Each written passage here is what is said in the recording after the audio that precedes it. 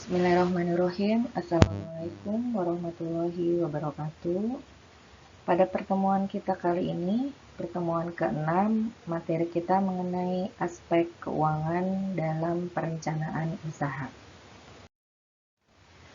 Dalam dunia usaha, aspek manajemen sangat penting untuk diperhatikan, termasuk aspek keuangan. Menurut penelitian di Amerika Serikat, 90% kegagalan usaha disebabkan aspek manajemen yang kurang baik.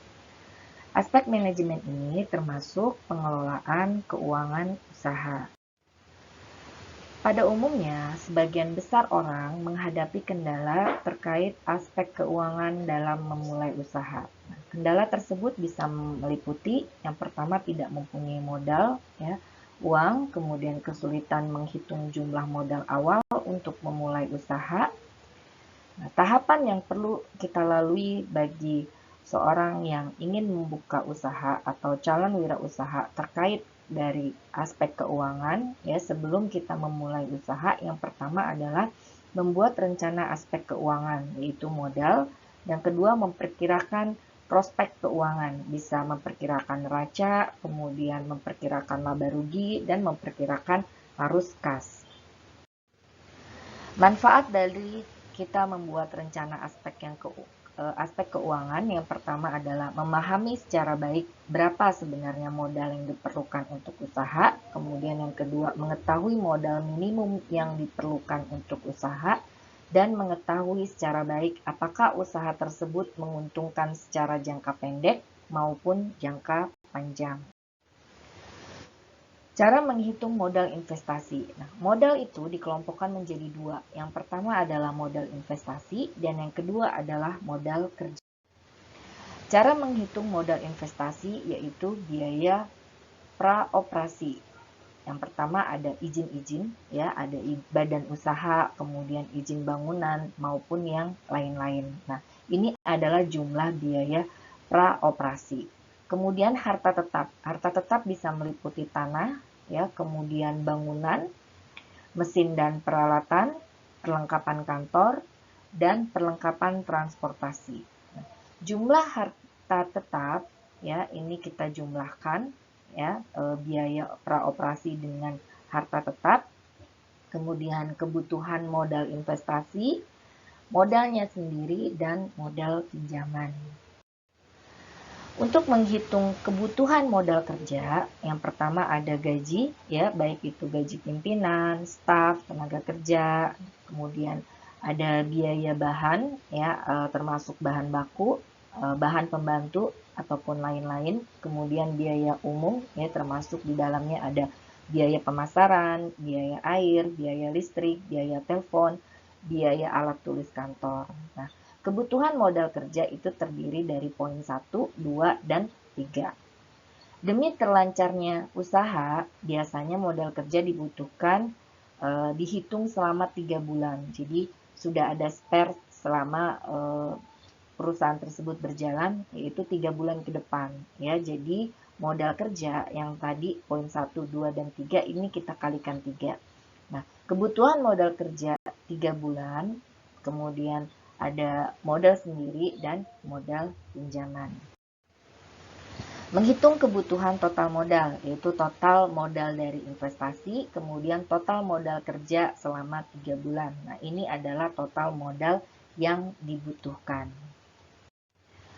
Perkiraan keuangan. Perkiraan neraca ini bisa menunjukkan harta, hutang, dan modal. Nah, neraca itu kan biasa kita sudah membahas tentang akuntansi, terdiri dari aktiva lancar. Aktiva lancar itu di bawah 1 tahun, ada kas, simpanan di bank, piutang dagang, dan persediaan. Kemudian ada aktiva tetap, berarti aktiva yang waktunya lebih dari 1 tahun, terdiri dari tanah, bangunan, alat transportasi, mesin, inventaris kantor.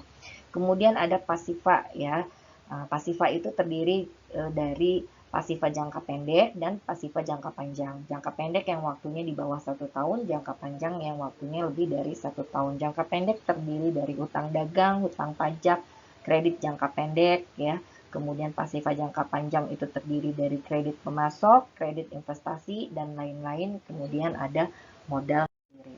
Nah, Ini kalau kita golongkan ya, atau kita buat kolom ya.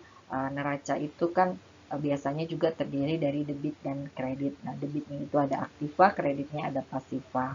Aktivanya itu harta, pasivanya itu terdiri dari hutang dan juga modal. Nah, di sini bisa kita lihat ya, sudah kita klasifikasikan apa saja yang termasuk aktiva lancar, aktiva tetap ya, kemudian di sini terakhir adalah jumlah aktivanya, dan pasifanya adalah hutang jangka pendek, kemudian hutang jangka panjang, dan modal. Berdasarkan neraca tadi ya, kita sudah melihat berapa sih kebutuhan dana untuk investasi dan modal kerja. Apabila dana pengadaan aktiva terbatas, untuk memulai usaha itu kita bisa melakukan satu, mencari investor atau mengajak kerjasama orang lain untuk berusaha. Dan yang kedua adalah mencari pinjaman atau hutang. Kemudian untuk perkiraan laba rugi ini sangat bermanfaat untuk mengendalikan jalannya usaha. Bentuknya atau formatnya bisa bervariasi tergantung dengan jenis usaha. Nah, ini kita bisa lihat ya, kalau perkiraan laba rugi contohnya misalnya pendapatan di tahun pertama berapa, tahun kedua berapa, kemudian harga pokok penjualan, laba kotor ya, laba kotor itu pendapatan kita kurangi dengan harga pokok penjualan, kemudian biaya usaha. Nah, laba operasional, maka laba kotor kita kurangi dengan laba usaha, kemudian biaya bunga, laba sebelum pajak, dan laba bersih. Untuk mencari laba bersih, laba sebelum pajak kita kurangi dengan pajak.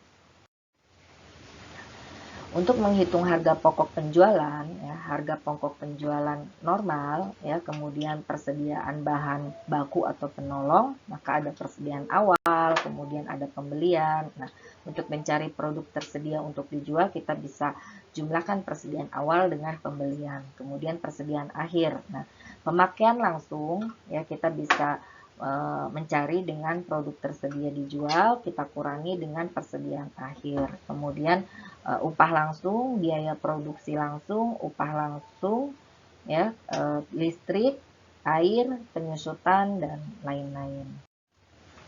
Kemudian untuk menghitung biaya usaha, ini bisa kita buat biaya penjualan ya, nominalnya berapa, kemudian biaya administrasi berapa. Nah, jumlah biayanya itu kita bisa tambahkan biaya penjualan dengan biaya administrasi umum. Kemudian perkiraan arus kas. Nah, memperlihatkan arus kas keluar dan arus kas masuk. Ini bermanfaat untuk kita bisa memonitor arus kas keluar dan masuk sepanjang periode waktu tertentu. Nah, ini contohnya ya, misalnya saldo awalnya berapa, kemudian kas masuknya terdiri dari penjualan tunai, penerimaan piutang, dan penerimaan pinjaman. Kemudian jumlah kas masuknya bisa terdiri dari jumlah kas tersedia, kas keluar investasi dan operasional, kemudian ini terdiri dari investasi, pembelian bahan, dan upah langsung. Kemudian jumlah kas keluar investasi dan operasional, ya, dan kemudian pengembalian pinjaman terdiri dari pelunasan utang pihak ketiga ataupun angsuran kredit modal kerja.